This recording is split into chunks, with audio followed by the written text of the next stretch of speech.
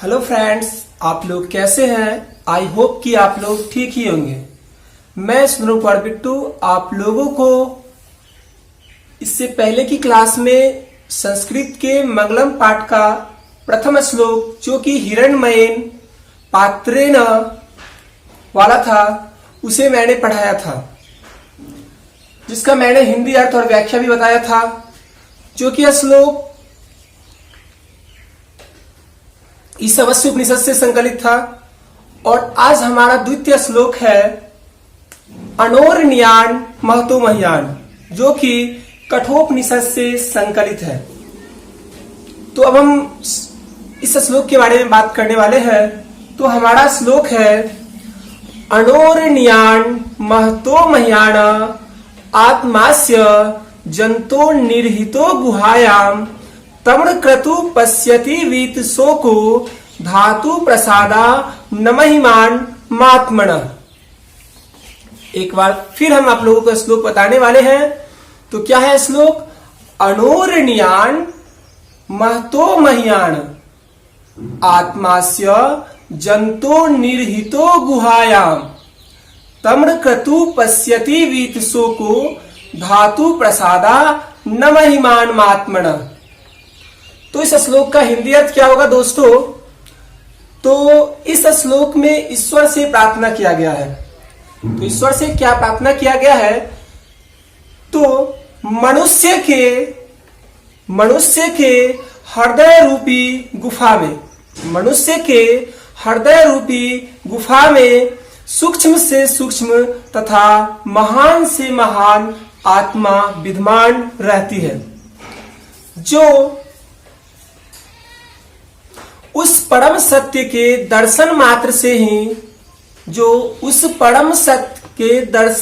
से ही शोक रहित होकर अर्थात सांसारिक माया मोह को त्याग कर परमात्मा में एकाकार हो जाते हैं।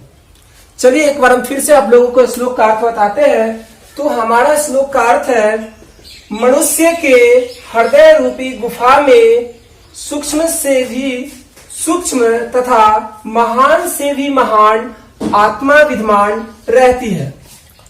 उस परम सत्य के दर्शन मात्र से ही जीव शोक रहित होकर परमात्मा में एकाकार हो जाता है। तो आप लोग अब इसे स्क्रीनशॉट ले सकते हैं। तो अब हम श्लोक की व्याख्या की बात करने वाले हैं। सबसे पहले किसी भी श्लोक का अगर हमें व्याख्या करना हो तो वह कहां से संकलित है, इस बात की पुष्टि करना अत्यंत जरूरी है। तो व्याख्या के लिए कहां से संकलित है एवं किस पाठ से लिया गया है, इस बात से ही हम व्याख्या स्टार्ट करते हैं।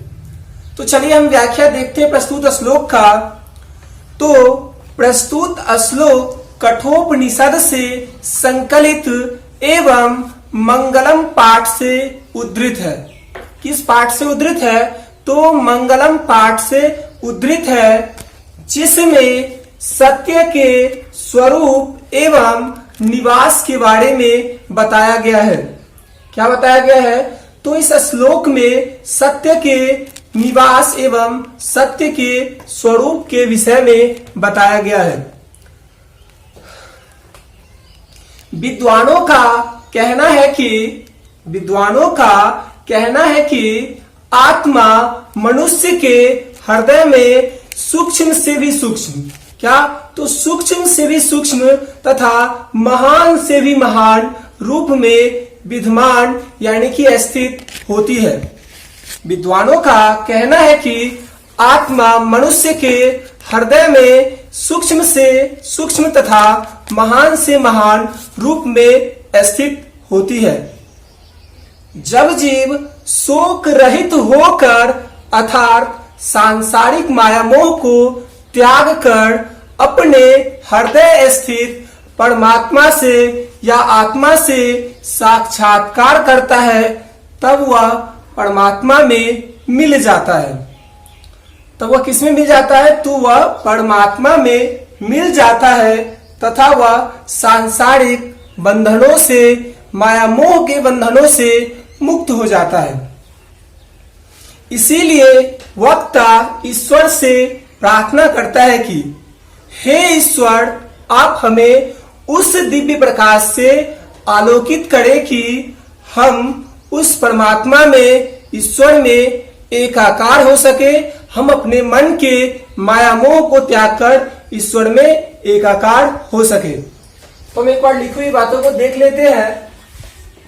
तो हमारा व्याख्या है, प्रस्तुत श्लोक कठोपनिषद से संकलित तथा मंगलम पाठ से उद्धत है, जिसमें सत्य के स्वरूप एवं निवास के बारे में बताया गया है। क्या बताया गया है? तो विद्वानों का कहना है कि आत्मा मनुष्य के हृदय में सूक्ष्म से भी सूक्ष्म तथा महान से भी महान रूप में स्थित है।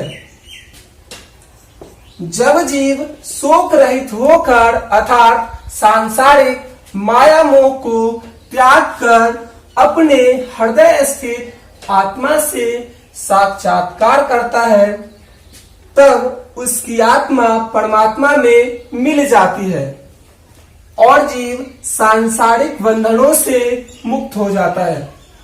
इसीलिए वक्ता ईश्वर से प्रार्थना करता है कि हे ईश्वर, हमें उस दिव्य प्रकाश से आलोकित करे जिससे हम शोक रहित होकर परमात्मा में एकाकार हो सके। तो फ्रेंड्स, मैं आज का क्लास यहीं पे समाप्त करता हूं। यदि आप लोगों को मेरा आज का क्लास अच्छा लगा हो तो आप इसे लाइक, कमेंट, शेयर और मेरे चैनल को सब्सक्राइब कर सकते हैं तथा बेल आइकन दबाना ना भूलें, क्योंकि मेरे अगले प्रत्येक वीडियो का नोटिफिकेशन आप तक जल्द पहुंच सके। धन्यवाद दोस्तों।